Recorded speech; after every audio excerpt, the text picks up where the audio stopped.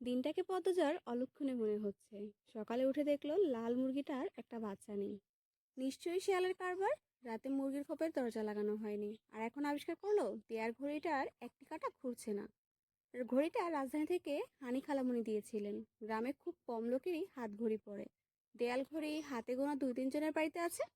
পদ্মজা সূর্যের দিকে তাকিয়ে সময়ের আন্দাজ করার চেষ্টা করলো। পূর্ণা ও প্রেমা দুপুরে খেয়ে ঘুমিয়ে গিয়েছে। পদ্মজা মায়ের রুমে উকি দিল।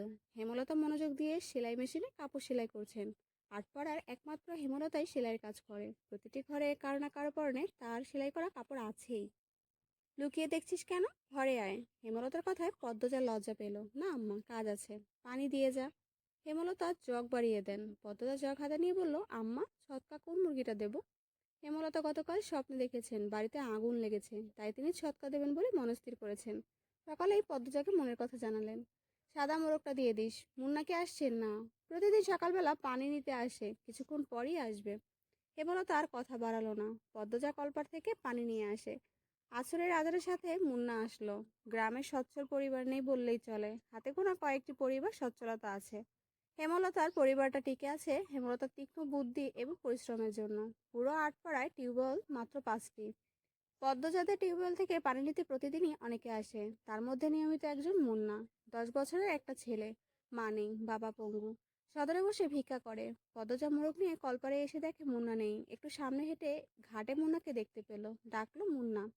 মুন্না ফিরে তাকায়। পদ্মজার হাতে সাদা মোড়ক দেখে মুন্না খুব খুশি হয়। পদ্মজা না বললেও বুঝে যায় ছটকা পাবে আজ। মুন্না এগিয়ে আসলো, দাঁত কেলিয়ে হাসলো। হাসছিস কেন? নে মোড়ক, তোর আব্বাকে নিয়ে খাবি। মুন্না যে খুব খুশি হয় তা দেখেই বোঝা গেল। খুশিতে গদে গদে হয়ে মোড়কটাকে জড়িয়ে ধরলো। পদ্মজার ঠোঁট দুটো নিয়ে নিজেদের শক্তি প্রশান্তি হাসিতে মেতে উঠল। কি সুন্দর মুন্নার হাসি। পদ্মজা বলল, খুব খুশি? হ। দোয়া করবি আমরা যেন ভালো থাকি। করবাম আপা। আচার খাবি মুন্না? হ, খাইবাম। পদ্মজা আবার হাসলো। মুন্না পেটু। খাওয়ার কথা শুনলেই চোখ চকচক করে ওঠে। পদ্মজা আচার নিয়ে আসে। মুন্নার সাথে বসে আরাম করে খায়। মুন্না একটু একটু করে খেতে বলল, আপা তুমি খুব ভালা। তাই? হ। বড় হইয়া তোমারে বিয়ে করবো আমি। পদ্মজা বিষম খেলো। দ্রুত এদিক ওদিক তাকিয়ে দেখলো কেউ শুনলো নাকি। বিয়ে তার কাছে খুব লজ্জাজনক শব্দ। বিয়ে নামটা শুনলেই লজ্জায় লাল টুকটুক হয়ে যায়। পিষপিষিয়ে মুন্নাকে জিজ্ঞেস করলো, বিয়ের কথা কোথায় শিখলে? আব্বা কইছে। আর বলবি না এইসব, বাড়িতে যা। পদ্মজা তড়িঘড়ি করে বাড়ির ভেতরে চলে যায়। রান্নাঘরে ঢুকে দেখলো হেমলতা রান্নার প্রস্তুতি নিচ্ছেন। সন্ধ্যার পর বিদ্যুৎ থাকে না, হারিকেন জ্বালিয়ে রান্না করতে হয়। প্রতিদিন ঘরে একটা হারিকেন আর রান্নাঘরে একটা হারিকেন জ্বালানো অনেক খরচের ব্যাপার, তাই তিনি বিকেলে রাতের রান্না সেরে ফেলেন। আম্মা, আমি রাধি, লাগবে না, সাহায্য কর শুধু। পদ্মজা চোখ ঘুরিয়ে দেখলো কি কাজ করা যায়। কোনো সাহায্যের প্রয়োজন নেই। হেমলতা নির্বিকার ভঙ্গিতে বলেন, লাউ নিয়ে আয়। ছিঁড়ে আনবো? না, লাহারি ঘরে আছে। লাহারি ঘরে নেই। পদ্মজা মায়ের আদেশ পেলে যেন চাঁদ পেয়েছে এমন একটা ভাব ধরে দ্রুত ছুটে চলে যায় লাউ আনতে। লাউ, বরবটি, ঢেঁড়স, কাঁকরোল, করল্লা, চিচিঙ্গা ইত্যাদি সব রকমের সবজির মেলা বাড়ির চারপাশ ঘিরে। পদ্মজা সাবধানে ঘাসের উপর দিয়ে লাউ গাছের দিকে এগিয়ে যায়। বর্ষাকাল হওয়াতে জোকের উপদ্রব বেড়েছে। জোকের ভয় অবশ্য নেই তার। হেমলতা পদ্মজা যাওয়ার পানে ঝিম মেরে কতক্ষণ তাকিয়ে থাকেন। মেয়েটাকে দেখলে তার মন বিষণ্ণতায় ভরে ওঠে। পদ্মজার চুল দেখলে মনে হয় এই সুন্দর ঘন কালো রেশমি চুল পদ্মজার এক একটা কাল রাত। পদ্মজার ছিমছাম গরনে দুধে হালতা দেহের গায়ন আবয়ব দেখলে মনে হয় এই দেহ যেন পদ্মজার যন্ত্রণা। এই দেহ ধ্বংস হবে। পদ্মজার ওষ্ঠদায় নিয়ে স্থির হয়ে থাকা কালো সূক্ষ্ম তিল দেখলে মনে হয় এই তিল পদ্মজার এক জীবন কান্নার কারণ। হেমলতা পদ্মজার রূপের এই বাহার নিতে পারেন না। কেন কৃষ্ণকলির ঘরে ভুবন মোহিনীর রূপসীর জন্ম হলো? জন্ম মৃত্যু বিয়ে কারো হাতে থাকে না। যদি থাকতো, হেমলতা মোর্শেদকে বিয়ে করতেন না এবং পদ্মজার মতন রূপসীর জন্ম দিতেন না। আল্লাহর কাছে রূপসীর মেয়ের ভুলেও চাইতেন না। হেমলতার বুক দীর্ঘ নিঃশ্বাস বেরিয়ে এলো। আজ শুক্রবার, স্কুল নেই। ফজরের নামাজ পড়ে 3 বোন পড়তে বসেছে। প্রেমা নামাজ পড়তে চায় না, ঘুমাতে চায়। হেমলতা মায়ের ভয়ে নামাজ পড়ে। সে ঝিমুচ্ছে আর পড়ছে। তা দেখে পদ্মজার পূর্ণা ঠোঁট টিপে টিপে হাসছে। হেমলতা বিরক্ত হন। প্রেমার তো পড়াই হচ্ছে না, সেই সাথে পদ্মজা পূর্ণার মনোযোগ নষ্ট হচ্ছে। তিনি কর্কশ কণ্ঠে ধমক দিলেন, প্রেমা, ঘুমাচ্ছিস কেন? ঠিক হয়ে পড়। প্রেমা সচকিত হলো। চট করে চোখ খুলে ভয়ে তাড়াতাড়ি পড়া শুরু করলো। হেমলতা কিছুক্ষণ পর স্বাভাবিক গলায় বললেন, পড়তে হবে না, ঘরে গিয়ে ঘুমা। প্রেমা একটু অবাক হয়, পরেই খুশি হয়ে ছুটে যায় ঘরে। পূর্ণা মুখ ভরা ভার করে ফেলল। তার তো পড়তে ইচ্ছে করছে না, কিন্তু মা কখনো তাকে ছাড় দেন না। হয়তো ছোটবেলায় ছাড় দিতেন, মনে নেই। সে আবার দ্রুত সব ভুলে পড়তে বসে। ব্রেন ভালো প্রেমার, যা পড়ে মনে থাকে। পূর্ণা খুব দ্রুত ভুলে যায়। পদ্মজা সবকিছুতেই স্বাভাবিক, শুধু রূপ বাদে। সূর্য ওঠার সাথে সাথে মোর্শেদ বাড়িতে ঢোকেন। হাতে ঝাঁকি জাল আর বড়শি, কাঁধে পাটের বস্তা ঝুলানো। ভোরে মাছ ধরতে গিয়েছিলেন। মোর্শেদ বাড়ি ফিরলে পূর্ণার প্রেমা সবচেয়ে বেশি খুশি হয়। মাছ খেতে পারে অনেক। অর্থের জন্য হেমলতা খুব কম মাছ আনেন। মোর্শেদ বাড়িতে যতদিন থাকেন ততদিন মাছের অভাব হয় না। মোর্শেদ বলার পূর্বেই পূর্ণা ও প্রেমা গামলা নিয়ে ছুটে আসে উঠানে। মোর্শেদ কাঁধের ব্যাগ উল্টো করে ধরেন গামলার উপর। পাবদা, চিংড়ি মাছের ছড়াছড়ি। হেমলতা ভারী খুশি হন। পদ্মজা আর লতা দিয়ে চিংড়ি খেতে খুব পছন্দ করেন, আর প্রেমা পূর্ণা পছন্দ করে পাবদা মাছের ভুনা। মেয়েগুলো খুব খুশি হয়েছে মাছ দেখে। তিনি জানেন মোর্শেদ বাড়ি থেকে বের হতেই পদ্মজা ছুটে যাবে বাড়ির পেছনে লতা। পুনলতা, আমার আম্মারে পাবদা ভুনা কইরা দিবা, সবজি টবজি দিয়ে রানবা না। আব্বা, আপনি বাড়িতে থাকবেন? তাহলে তো প্রতিদিনই মাছ খেতে পারি। মোর্শেদ আর চোখে পদ্মজাকে একবার দেখে তীক্ষ্ণ চোখে হেমলতার দিকে তাকান। এরপর পূর্ণাকে জবাব দিলেন, কোনো রকম অশান্তি না হইলে তো থাকব আমি। গামছা নিয়ে তিনি কলপারে চলে যান। পদ্মজার মুখটা ছোট হয়ে যায়। প্রতিবার বাড়ি ছাড়ার পূর্বে মোর্শেদ পদ্মজাকে রাগে কটু কথা শোনান।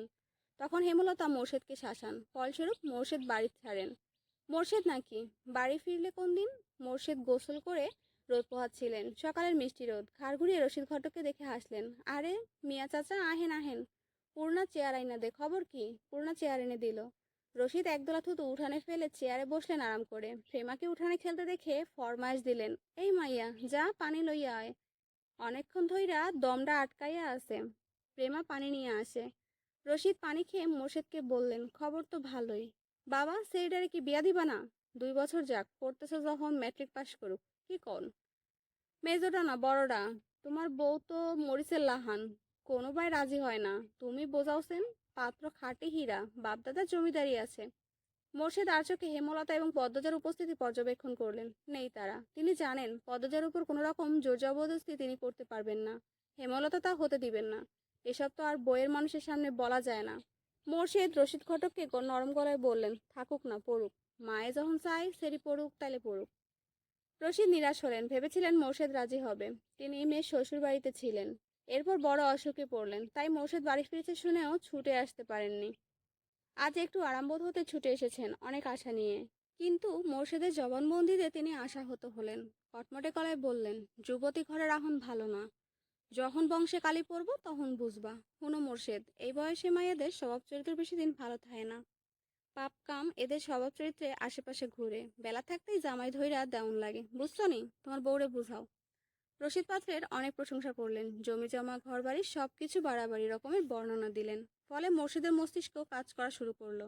রশিদ ঘটক যেতেই তিনি হেমলতার পাশে গিয়ে বসলেন। ইনি বিনিয়ে পদ্মজার বিয়ের কথা তুললেন। হেমলতা সাফ নাকচ করে দেন।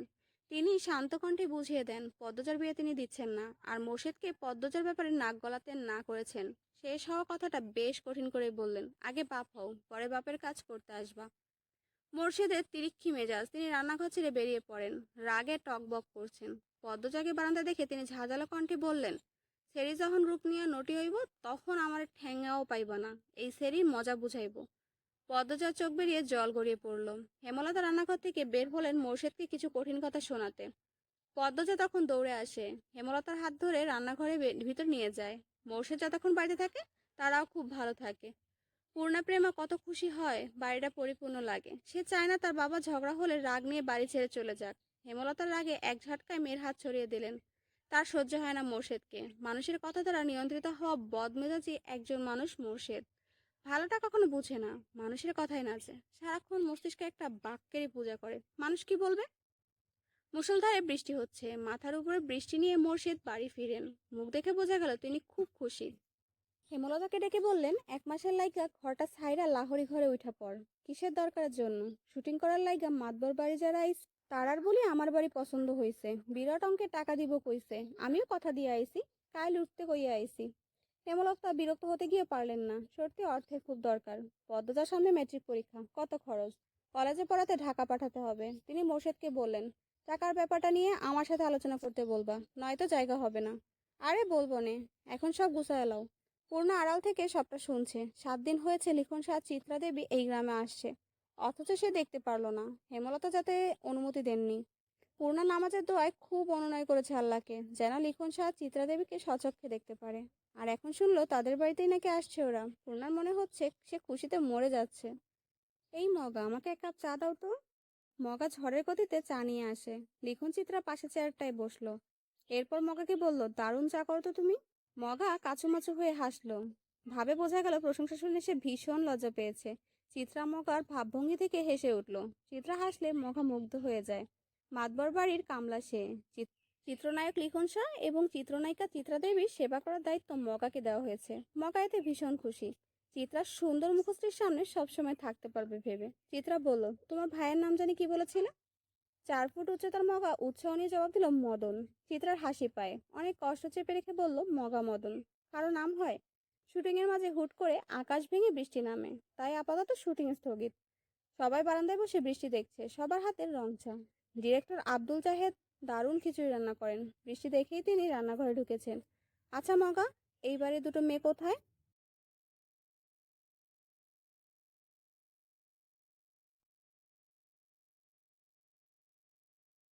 মগার বদলে লিখুন বলল, যে ঘরে অর্ধেক জুড়ে ধান থাকে আর অর্ধেক জায়গায় চৌকি থাকে, কামলাদের জন্য ওই ঘরকে লাহেরি ঘর বলে এখানে। বোঝা গেছে? সীতা চমৎকার করে হাসলো। বোঝা গেছে। মগা বৃষ্টি কমলে লাহেরি ঘরে যাবে। ঠিক আছে। আচ্ছা আপা। এই লিখুন, যাবা? ওই তো সামনেই, আলসেমি করো না। মগা হৈ হৈ করে উঠলো, না না, বেটা লইয়া যাওয়া যাইতো না, বাড়ির মালিকের মানা আছে। চিত্রা মগার কথা না ভাব দেখে ভীষণ অবাক হলো। চিত্রা প্রশ্ন করলো, মানা কেন? বাড়ির বড় ছেলেটা তো আপনারা দেখেন নাই, আগুন সুন্দরী। এই লিখন ভাইয়ের লাহান বিলাই চোখা। ছেলেটারে স্কুল ছাড়া কখনো যাইতে দেয় না। বাড়ি দিবার আগে কইয়া রাখছে, লাহিড়ি ঘরে বেটা মানুষ না যাইতে। এই ছেলে লইয়া বহুত কিস্সা আছে। চিত্রা বেশ কৌতূহল বোধ করলো। লিখন তীক্ষ্ণ ঘোলা চোখে লাহিড়ি ঘরের দিকে তাকালো। 1.5 দিন হলো এখানে এসেছে। উঠানে শেষ মাথায় থাকা লাহিড়ি ঘরটা একবারও মনোযোগ দিয়ে দেখা হয়নি। সামনের ঘরটা বন্ধ। দুটো ছোট মেয়ে এসেছিল ঘরের ডান পাশ দিয়ে। ঘরটা ডানে বামে জঙ্গল গাছপালা। বাড়িটা পুরনো হলেও দারুণ। তবে এই মুহূর্তে তার অন্য কিছুর প্রতি তীব্র কৌতূহল কাজ করছে।